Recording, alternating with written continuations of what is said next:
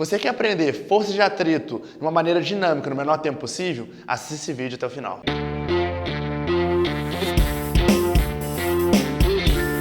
Olá, meu nome é Nataendro e esse é o projeto da aula dinâmica, em que eu te ensino no menor tempo possível. Se você está gostando dos vídeos, não se esqueça de curtir o canal, seguir, se inscrever, compartilha e vamos em frente. Galera, vamos ver então agora força de atrito. O que é o atrito, primeiramente? Imagina que eu tenho dois corpos, no caso aqui o solo, né, que é sempre áspero, e aqui eu tenho o meu bloco, que também vai ter o seu grau de asperidade, né? Ou seja, imagina que eu tenho vários buraquinhos, né, minúsculos no meu bloco e também no solo. Quando eu pego e coloco em contato, essas partezinhas vão se encaixar. O número de encaixes feitos vai ser o coeficiente de atrito. Esse coeficiente de atrito ele se divide em dois, o estático e o dinâmico. Lembrando que sempre quando falar que é estático, você vai utilizar quando o bloco estiver parado. E o dinâmico quando o bloco já estiver em movimento. Lembrando que é sempre mais difícil você colocar o negócio em movimento do que depois você continuar o movimento dele. Por quê? Porque o coeficiente de atrito estático é sempre maior que o dinâmico. Beleza? Olha, eu tenho aqui as forças, a força de atrito, que é o famoso FAT, né? A FAT, ele é dado pelo coeficiente de atrito, que pode ser o estático ou dinâmico, vezes a normal. O que é a normal? É a força que o solo está fazendo no corpo. Por exemplo aqui, a força, ela se divide em duas. Ela vai ser oposta ao movimento ou sentido ao movimento. Exemplo, sempre quando eu puxar um bloco para o lado, a FAT ela vai ser gerada, vai ser sempre contrária a esse movimento. Então eu estou puxando meu bloco para o lado direito, está aqui a FAT gerada. Só que então, nesse caso, a força de atrito está sendo contrária ao movimento, porque o movimento está sendo para lá e a força está para o lado esquerdo.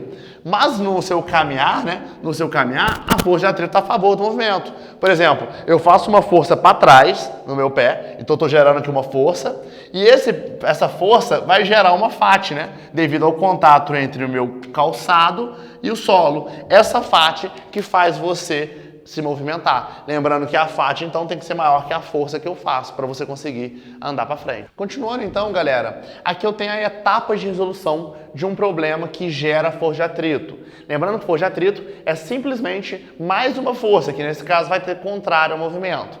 A primeira etapa é você verificar se a força aplicada é maior do que a força de destaque, ou seja, a força mínima que você tem que fazer para colocar o móvel em movimento. A segunda etapa é você usar, né, o coeficiente de atrito dinâmico. Se a força for maior, você usa o coeficiente de atrito dinâmico para achar a força de atrito gerada. E a terceira etapa é a segunda lei de Newton para resolver o exercício. Exemplo aqui, eu tenho um bloco e eu puxo esse bloco para o lado direito. Então, automaticamente vai ser gerado aqui uma força contrária a ele, que é o FAT. Só que todo bloco e solo vai ter uma força chamada força de destaque. A força de destaque é a força mínima que você tem que fazer para conseguir colocar o móvel em movimento. Então, olha só, eu gerei uma força de destaque. E aí tem isso aqui, galera, é muito importante. Se a força que você aplicou for menor que a força de destaque, o bloco não vai entrar em movimento. Se ele não vai entrar em movimento, e se no exercício pedir a FAT vai ser igual à força que você aplicou. Obviamente, né? Porque ele empurra com uma força, se for menor que a destaque, vai gerar uma FAT para igualar e o bloco não entrar em movimento. Se a FAT for maior, ele vai entrar em movimento para a esquerda, que não existe. E se a força que você aplicou for maior que a força de destaque? Então ele vai quebrar a resistência inicial e depois ele vai entrar em movimento sempre com uma força de atrito. Só que essa força de atrito vai ser a dinâmico. Então você esquece o coeficiente de atrito estático, esquece e usa o coeficiente de atrito dinâmico. Você vai entender muito mais na aula de exercício que está na playlist de exercício logo abaixo. Abraço!